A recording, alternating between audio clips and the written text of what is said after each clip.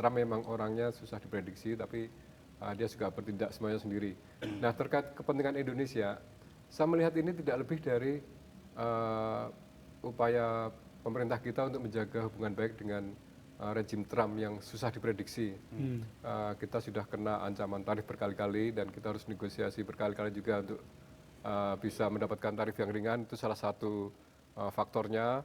Kemudian kita tahu presiden kita ini sangat berkepentingan untuk membangun angkatan bersenjata yang kuat, dan kita tahu supplier senjata yang sangat dikdaya itu tidak lain adalah Amerika.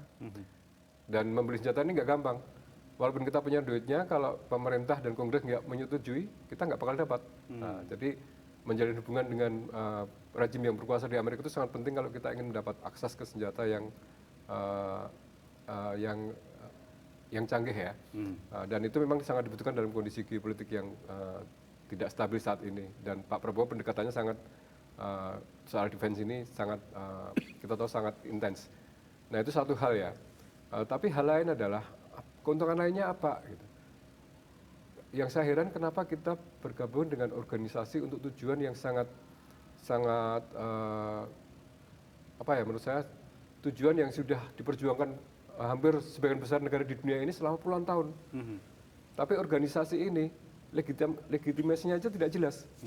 Kalau para pengamat yang sudah saya wawancarai atau saya baca di media, mereka bilang tidak punya legitimasi internasional karena dia bergerak di luar PBB.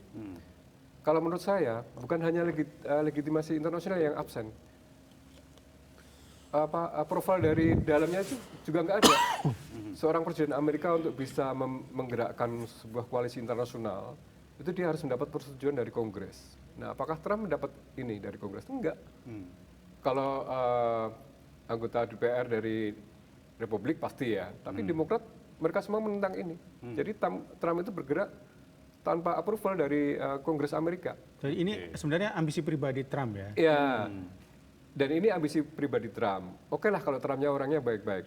Tapi kita bicara tentang Trump, seorang presiden yang pertama, belum lama ini dia memerintahkan tentaranya untuk menculik presiden lain. Dibawa ke Amerika di negaranya. Yang kedua, dia adalah seorang presiden yang mengancam sekutu dekatnya dengan memaksa untuk mengambil alih Greenland, bahkan kalau perlu dengan secara paksa.